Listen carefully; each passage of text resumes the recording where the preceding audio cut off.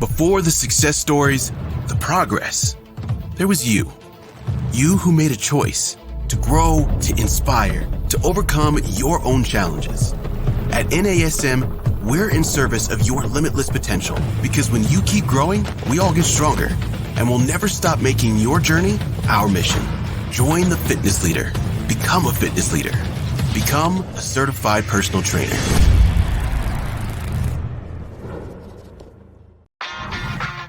You're listening to the NASM-CPT Podcast with Richey, winner of the Share Care Emmy Award for Social Storytelling and the official podcast of the National Academy of Sports Medicine. Hey, y'all, and welcome to the NASM-CPT Podcast. My name is Richey, and today we continue on with our dynamic postural assessments. The assessment we're going over is the overhead squat assessment, and today we're doing arms fall forward. So what is it that can make the arms fall forward if you're doing an overhead squat assessment? Well, these things are really important. What we're doing is we're taking these assessments one by one. So if you want to know why feet turn out, just go to the podcast and find the feet turn out one. So we're not hitting a bunch of different ones at a time. If you want feet turn out, specifically go to that one and find out why feet turn out. Well, today we're talking about arms fall forward in the overhead squat assessment. And everything's taken from the chart. This is the CPT-7. So the CPT-7 text.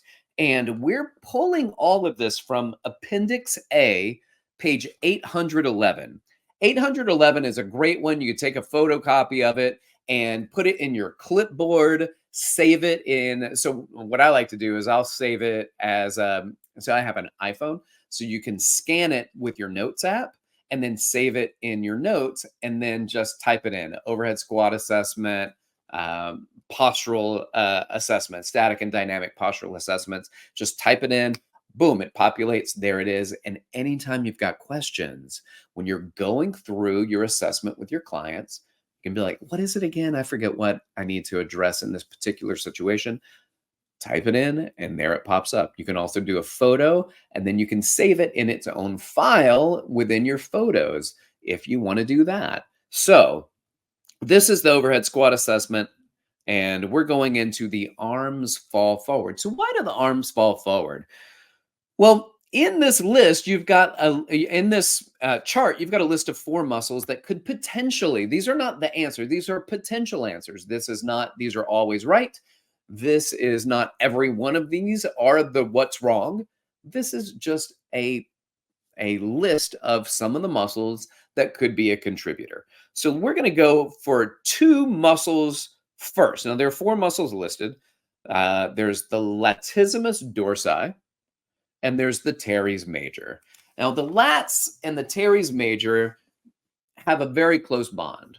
In fact, we refer to the teres major as the lat's little brother.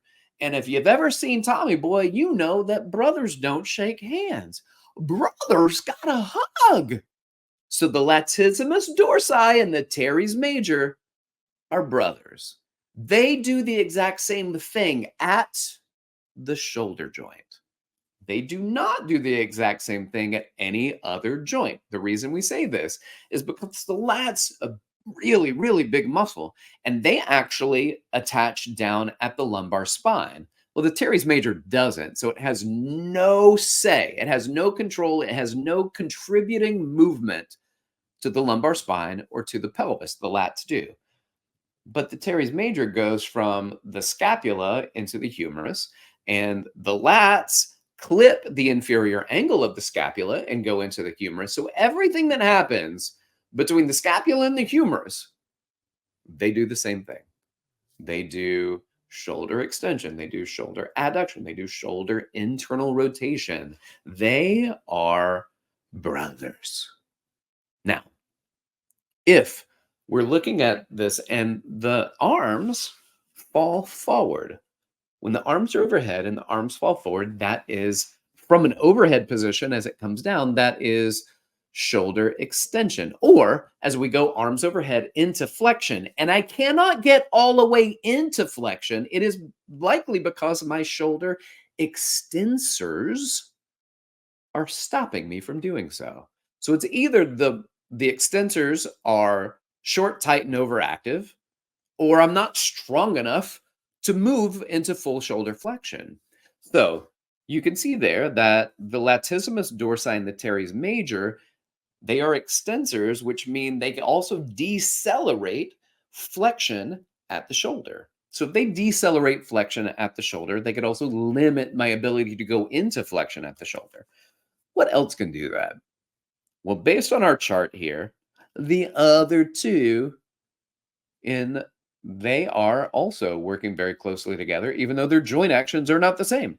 There is the pec major and the pec minor. Now, pec major and pec minor actually have totally different responsibilities, but they're both pecs. And that is based off really location, not off of joint action. So the pec major crosses over the chest, right? So it crosses over the shoulder joint. It attaches into almost the same spot that the latissimus dorsi connect to. And when the arms go overhead, that is a stretch, especially for these inferior fibers of the pectoralis major. And so from that position, it will decelerate. If that muscle is tight, it will decelerate and limit my ability for my arm to go overhead because of the joint action at the shoulder. What about the pec minor? The pec minor does not cross over the shoulder joint. It doesn't cross the shoulder joint. Well, why would it have any effect whatsoever on whether or not my arms go overhead? That's a great question. I'd like to answer that for you. Pec minor is one of the downward rotators of the scapula. And one of the reasons our arms can't get overhead is not because my shoulder joint can't do it, but because every time my arms go overhead, my scapula have to go into upward rotation. And the pec minor is a significant downward rotator of the scapula. And I feel a lot of times people are stuck in relative downward rotation and they can't get full upward rotation. So sometimes the reason we do this because the downward rotators are too tight and they don't allow for full upward rotation of the scapula. That would be the case for the pectoralis minor. It doesn't cross the shoulder joint. It attaches from the scapula. It's interesting. You can kind of find the point that it comes from here on the scapula. If you go to that bony shelf of your scapula, that's the acromion process, and you go to the very front of it, where that bone right at the front of your shoulder, and then just start moving your way in, you'll feel a little bone kind of poking forward. That's the coracoid process of the scapula. And the pec minor originates from there, and then it goes down into the ribs on the front of the chest. And it pulls the scapula down into a downward rotation. So we've got the arms that limit my ability to go into shoulder flexion at the shoulder joint themselves, which will be the teres major, the latissimus dorsi, and the pectoralis major. And then there's the downward rotators of the scapula, which limit upward rotation of the scapula. And the main one we're going to look at right now, and there are three, but the main one really that we're looking at, well, technically four, it gets deep, but we're going to look at the pectoralis minor as the significant contributor to downward rotation that's limiting our ability to go into upward rotation. Now, we've got muscles that those are the ones that limit the range of motion. They're potentially short, tight, overactive. And then we got the muscles that maybe aren't strong enough to do the job. And we're going to look at those. So when the arms fall forward, follow it over to the underactive muscles there. The underactive muscles, you'll see the middle traps. You'll see the lower traps. You'll see rhomboids, posterior deltoids, and the rotator cuff. All right, so why the middle traps? So in part because the middle traps are a stabilizer of the scapula, and they retract the scapula, but it's not retraction that we're concerned with. In this particular instance, it is the stabilization of the scapula.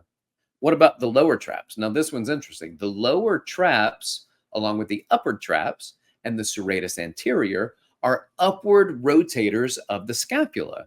Those are the ones that really are contributing to upward rotation of the scapula. And we want to strengthen those muscles in order to overcome the downward rotators of the scapula. And downward rotators of the scapula, again, primarily the pec minor that we're looking at here, but it also would be the rhomboids. It could also be the levator scapula, technically also the lats, because it connects to the inferior angle of the scapula. That's corrective exercise, more detailed than what we're looking at in this particular one. But you also see the rhomboids there. Now, the rhomboids probably are pretty stuck in downward rotation, but they don't do a great job stabilizing the scapula in many instances. So they can be short, tight, overactive, but not really good at being strong and creating the stabilization. So as the arms go into upward rotation, the rhomboids want to pull that down, but they may not be doing a very good job with the retraction and stabilization components. So they can be tight, kind of affixed, but not good at dynamic stabilization. So that's why that contribution between the mid traps and the rhomboids, we're looking at the retractability with those muscles. And now we're going to look at the posterior deltoids. So the arms fall forward, the posterior deltoids working, and the rotator cuff working to help stabilize as the arms fall forward. It is the muscles that pull me back into an overhead position. Many of them are scapular, but we also have the stabilizers at the shoulder joint that help us pull into an overhead position. Now, my arms, my anterior delts pull my arm overhead in the sagittal plane. What about those? Well, it's probably not weak. The anterior delts are probably not weak in comparison, but the other muscles that we talk about, potentially weaker muscles, because the anterior delts, like the pecs, tend to get a lot of work, but the mid delts, posterior delts, rotator cuff that help to stabilize and move the shoulder are not always as strong relatively to the anterior delt. So we're looking at those particular muscles that you might want to strengthen when you have a limitation in the arms going overhead or the arms fall forward in an overhead squat assessment. So let's read through these again. Again, this is page 811 in Appendix A in your CPT 7 textbook. We've got arms fall forward. What could potentially be short, tight, overactive in that? It would be latissimus dorsi, the teres major, lat's little brother, the pec major, and the pec minor. The muscles that potentially are underactive would be middle traps, lower traps, rhomboids, posterior delts, and rotator cuff. And those are what we're looking at based on the chart in the CPT 7 textbook. You can get a little bit deeper into the CES. And if you're like, hey, this is the stuff I'm really, really into, then that may be something that you want to go into and seek further education. Remember, just because you're working with this stuff doesn't make you a physical therapist.